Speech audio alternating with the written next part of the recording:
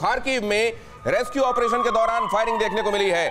वहां से नागरिकों को निकालने के लिए विशेष व्यवस्था की जा रही है, लेकिन उस समय भी फायरिंग देखने को मिली है। रूस की फायरिंग में कई लोगों के उसके जद में आ जाने की खबर भी आ रही है। रूस की फायरिंग में कई लोगों को गोली लगी।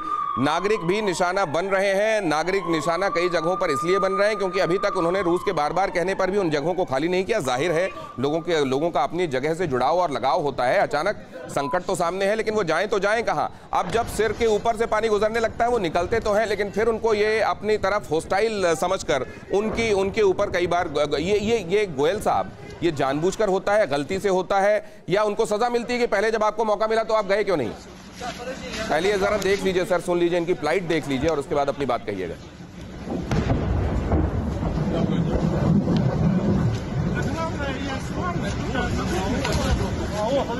महिलाएं भी इसमें, बच्चे भी इसमें, और ये हम लगातार आपको बता रहे हैं। कल ही हमने आपको हृदय विदारक तस्वीर दिखाई थी जहां एक एक्सपेक्टिंग मदर जो आप डिलीवर ही करने वाली थी अपने बच्चे को, वो अस्पताल में दाखिल की गई थी। मारियोपोल से वो तस्वीर आई थी और वहां मैटरनिटी हॉस्पिटल में बमबारी हुई और उसमें उसका बच्चा पहले ख़त्म हुआ और बाद में उसने मेडिक से ये कहा कि आप मुझे भी मार डालिए, मुझे जिंदा मत छोड़िएगा, और कुछ देर में वो खुद भी सकम कर गई।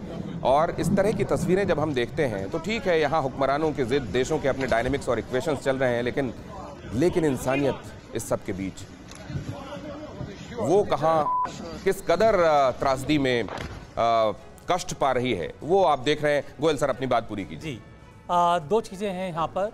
पहली बात तो ये नहीं हो सकता कि इनके ऊपर फायरिंग किसी गलती की वजह से हुई हो। इतने बड़े जो कॉन्वॉय जा रहा है, इवैक्यूएट हो रहा है, फायरिंग गलती से नहीं होती है। राइट। लेकिन कम से कम मेरे जो मानना है ये, वरना मिलिट्री माइंड यहाँ मौजूद है, वो अच्छी तरह समझाएंगे।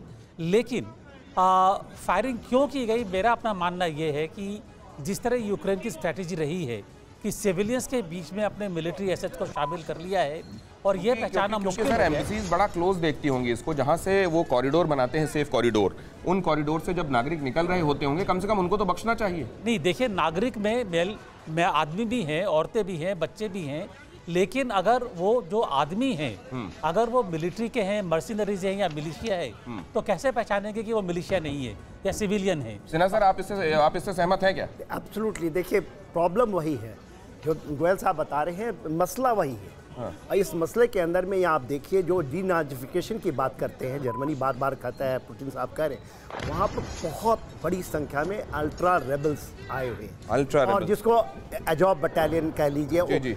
क्यों इतनी मारियोपोल में इतनी चीज़ें चल रही हैं, वो है।